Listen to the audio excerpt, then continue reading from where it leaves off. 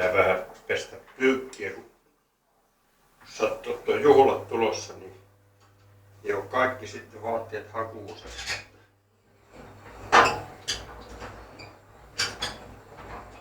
Vähän tää kone tällainen, joku voisi sanoa alkeellinen, mutta melkein on toista mieltä. Tässä ei sähkö ei kulu muuta kuin sen verran, mitä tuossa ohjelma nyt, mitä tarvitaan. Nyt rupesi tyhjäämään vettä. Vähän vuotaa tuosta, mutta ei se haittaa sinua. Kyllä siinä antaa periksi. Omaa aikaa tässä joutuu käyttämään jonkin verran, että niin, se on tuo kirjopesu 40–60 astetta, jos on, niin se on sellainen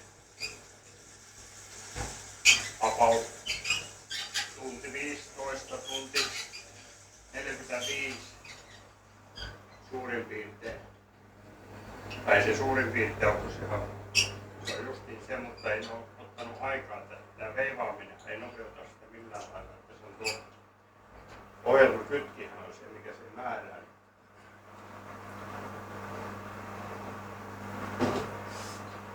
Mutta on tää hyvä reenausta toisaalta.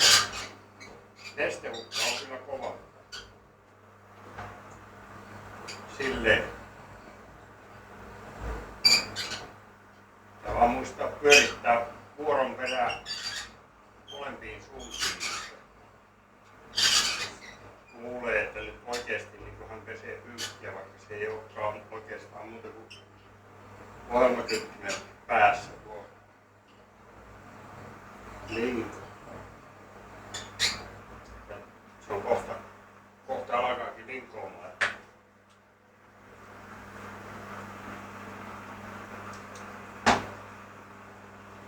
Voisi pari kertaa ottaa vielä huuhteluja.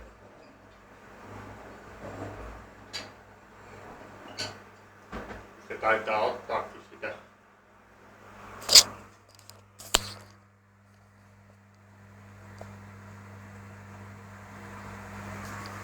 Ei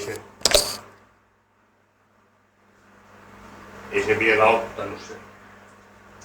Vasta vähän niin kuin pyörittää. Se miettii.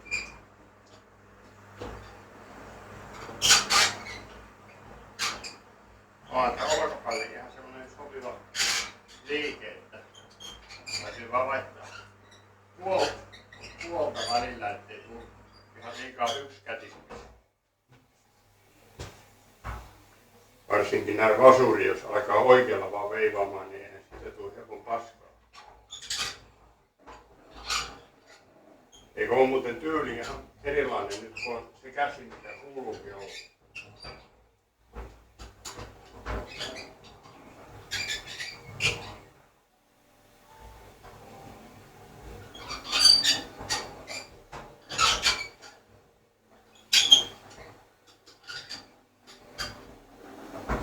Tässä hiki tulee kyllä, että jos ei ihan pesukoneeseen siihen huuhteluohjelmaan viittisi itse mennä, niin ainakin suihkussa kannattaa käydä. Tai ainakin hampaat pestä. Ainakin ylähampaat.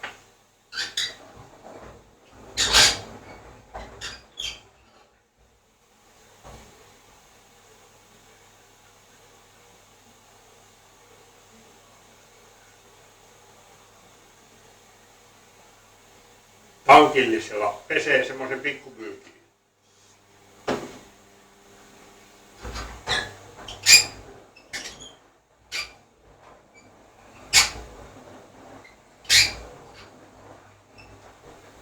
Meidän pitää kohta katkaista yhteys, kun se alkaa tuo linko.